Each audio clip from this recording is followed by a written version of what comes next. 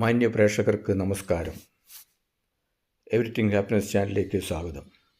സുഹൃത്തുക്കളെ, ശബരിമല സ്വർണ്ണക്കൊള്ളയുടെ അന്വേഷണത്തെ പറ്റിയുള്ള വീഡിയോകൾ ഇതിനു മുമ്പ് നമ്മൾ ചെയ്തു. ശബരിമല സ്വർണ്ണക്കൊള്ള ഇപ്പോൾ ഒരു പുതിയ തലത്തിലേക്ക് പോയിക്കൊണ്ടിരിക്കുകയാണ്. ഒരു വശത്ത് സ്പെഷ്യൽ ഇൻവെസ്റ്റിഗേഷൻ ടീമും അന്വേഷിക്കുന്നു, മറുവശത്ത് ഇപ്പോൾ വ്യാപകമായി ED റെയ്ഡ് പ്രതികളുടെ വീടുകളിലും ഓഫീസുകളിലും, പ്രതികൾ എന്ന് ആരോപിക്കപ്പെടുന്നവരുടെ വീടുകളിലും ഓഫീസുകളിലും ഒക്കെ നടക്കുകയാണ്.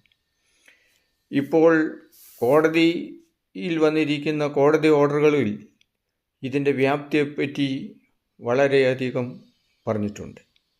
അതായത് സ്വർണ്ണപ്പാളികളും കട്ടിളപ്പാളികളും ഇളക്കി മാറ്റുക മാത്രമല്ല, സ്വർണം പൂശുക എന്ന പേരിൽ പാളികൾ അടിച്ചു മാറ്റി സ്വർണം മോഷ്ടിച്ചു എന്നുള്ളതാണ് വിക്രം സാരാഭായ് സെൻറ്ററിൽ നടത്തിയ ടെസ്റ്റിൻ്റെ റിപ്പോർട്ട് കോടതിയിൽ സമർപ്പിക്കപ്പെട്ടപ്പോൾ വെളിവാക്കപ്പെട്ടതായി കോടതി തന്നെ പറയുന്നത്. സുഹൃത്തുക്കളെ, ഈ മോഷണ പരമ്പര ഒരു ഐസ്ബർഗിൻ്റെ, ഒരു മഞ്ഞുമലയുടെ ഒരു ചെറിയ അറ്റം മാത്രമാണ്. ഈ മാതിരി ഭക്തിയുടെ മറവിൽ മറ്റുള്ള സാധാരണ പാവപ്പെട്ട ജനങ്ങളെ കൊള്ളയടിച്ച് ഉന്നതന്മാരായി വിലസുന്ന ഈ കള്ളക്കൂട്ടങ്ങൾ മുഴുവനും അകത്താകണം. എന്തായാലും അയ്യപ്പ ഭക്തന്മാർക്ക് ഒന്ന് ആശ്വസിക്കാം. കോടതിയും SITയും അതേപോലെ തന്നെ EDയും എൻഫോഴ്സ്മെൻറ്റ് ഡയറക്ടറേറ്റുമൊക്കെയുള്ള അന്വേഷണം കുറച്ച് കള്ളന്മാരെയെങ്കിലും പിടിച്ച് അകത്താക്കിയിട്ടുണ്ട്. ബാക്കിയുള്ള അതും അതിനോടനുബന്ധിച്ചുള്ളവരും പിടിക്കപ്പെടുമെന്ന് കരുതി പരക്കം പായാണ്. ഓൾറെഡി ദൈവസ്ഥാനത്തുള്ള തന്ത്രി അകത്താണ്. തന്ത്രി അറിയാതെ ഇതൊന്നും നടക്കുകയില്ല എന്നുള്ളത് എല്ലാവർക്കും അറിയാം. ഇനി മന്ത്രി അകത്താവുകയോ ഇല്ലയോ എന്നാണ് എല്ലാവരും നോക്കിക്കൊണ്ടിരിക്കുന്നത്. അങ്ങനെ തന്ത്രിയും മന്ത്രിയും കമ്മീഷണറും ദേവസ്വം ബോർഡും എല്ലാം മെമ്പർമാരും എല്ലാവരും കൂടി ഭക്തശിരോമണി അണിഞ്ഞ് തട്ടിപ്പോയ കൊള്ള സംഘങ്ങളെ ഓരോന്നോരോന്നായി പിടിക്കപ്പെടുമെന്ന് നമുക്ക് കരുതാം. എന്താണെങ്കിലും ED ഇതേപോലെ ഒരു അന്വേഷണം അടുത്ത കാലത്തൊന്നും നടത്തി കണ്ടിട്ടില്ല. ED ഒരേ സമയം 10-21 കേന്ദ്രങ്ങളിൽ സംസ്ഥാനത്തിന് പുറത്തും സ്വർണ്ണക്കടയിലും ഒരിക്കൽ സ്ഥലത്തുമൊക്കെ റെയ്ഡ് ചെയ്ത്, അതിരാവിലെ മുതൽ റെയ്ഡ് ചെയ്ത് ഒരുപാട് പ്രമാണങ്ങളും ബാങ്ക് ഇടപാടുകളും എല്ലാം പിടിച്ചെടുത്തു.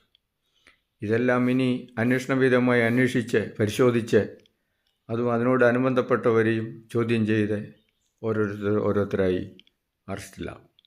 അതോടൊപ്പം ഈ അറസ്റ്റും ഈ കാര്യങ്ങളും നടക്കുന്നതല്ലാതെ കട്ടുപോയ മോഷണ വസ്തു അവിടെയാണ് പ്രധാന ക്വസ്റ്റ്യൻ. മോഷ്ടിക്കപ്പെട്ട സ്വർണം ഇതുവരെയും എവിടുന്നും കണ്ടുപിടിക്കപ്പെട്ടിട്ടില്ല, എവിടുന്നും കണ്ടെടുത്തിട്ടില്ല. അതിനെപ്പറ്റി എന്താണ് വസ്തുനിഷ്ഠമായ അന്വേഷണം നടക്കാത്തത്? ഈ മുതലുകൾ കട്ടുപോയി എന്ന് പറയുകയല്ലാതെ ഇത് കട്ട വസ്തുക്കൾ കണ്ടെടുക്കണ്ടേ? സ്പെഷ്യൽ ഇൻവെസ്റ്റിഗേഷൻ ടീമും മറ്റുള്ളവരും അത് കണ്ടെടുക്കണം. അതിലേക്ക് അന്വേഷണം പോകണം. ഇത് രാജ്യാന്തരമാണോ അതെയോ നാഷണലാണോ ഇൻ്റർനാഷണലാണോ അന്തർദേശീയ കൊള്ളയാണോ മഫിയയാണോ ഒന്നും ആർക്കും ഒരു വ്യക്തതയുമില്ല. എന്താണെങ്കിലും അന്വേഷണം നീളുന്നുണ്ട്. എല്ലാ മോഷ്ടാക്കളും പിടിക്കപ്പെടുമെന്ന് നമ്മൾക്ക് കരുതാം. ഇതുവരെയുള്ള അന്വേഷണം തൃപ്തിയായിട്ടാണ്, SITയുടെ അന്വേഷണമൊക്കെ തൃപ്തിയായിട്ടാണ് കോടതി പറയുന്നത്. ഇപ്പോൾ EDയും വന്നിട്ടുണ്ട്. ഇനിയിപ്പോൾ CBI വരുമോ എന്നാണ് നോക്കിയിരിക്കേണ്ടത്. CBI വന്നാലും അത് ഗവൺമെൻറ്റിൻ്റെ കീഴിൽ പ്രഷർ ഉണ്ടാവും, ഗവൺമെൻറ് ഒത്തുതീർപ്പ് നടത്തും, അത് നമുക്ക് വിശ്വസിക്കാൻ കഴിയില്ല. ഈ കോടതിയുടെ കീഴിൽ CBI അന്വേഷണം വരികയാണെങ്കിൽ ഇത് ഒരു തരത്തിൽ ചിലപ്പോൾ കുറേ സത്യങ്ങളെല്ലാം വെളിയിൽ വരും.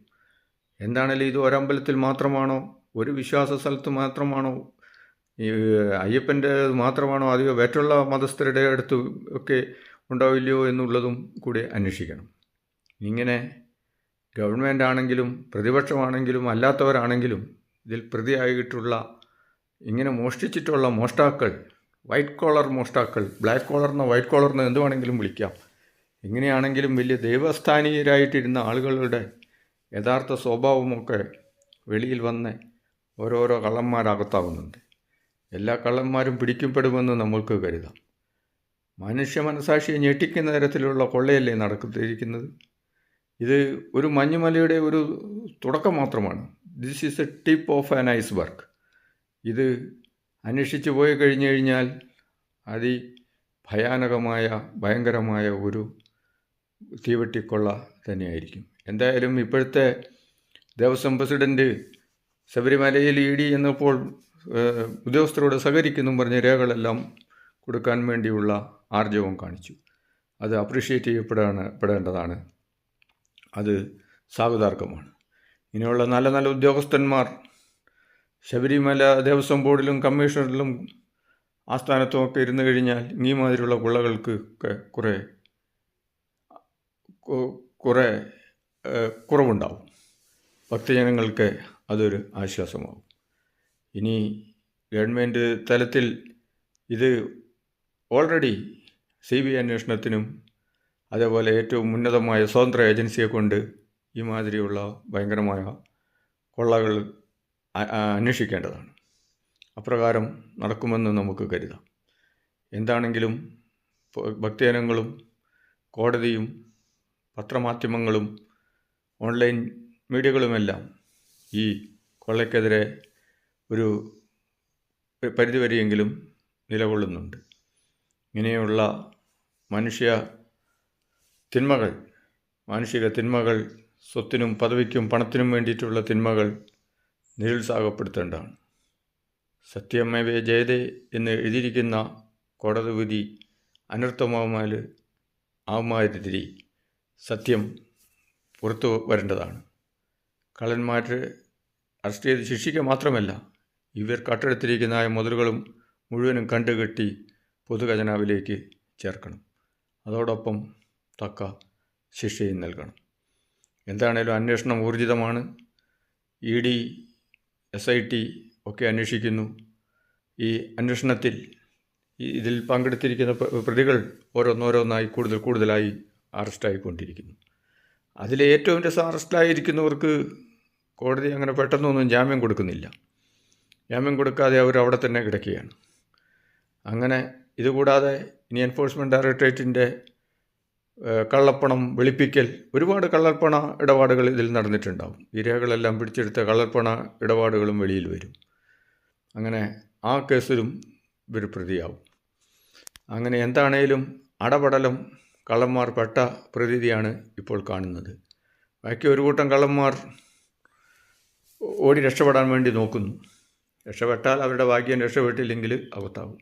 ഇനി ആരൊക്കെ അറസ്റ്റാവും, ആരെല്ലാം ഇനി ലൈനായി അറസ്റ്റിലാവും, കേസിലാവും എന്നുള്ളത് കാണേണ്ടിയിരിക്കുന്നു.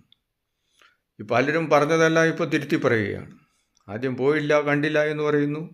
ഇപ്പോൾ പറയുന്നു കണ്ടിട്ടുണ്ട്, പോയിട്ടുണ്ടെന്ന് പറയുന്നു. പിന്നെ പറയുന്നു അയ്യപ്പൻ നോക്കിക്കൊള്ളുമെന്ന് പറയുന്നു.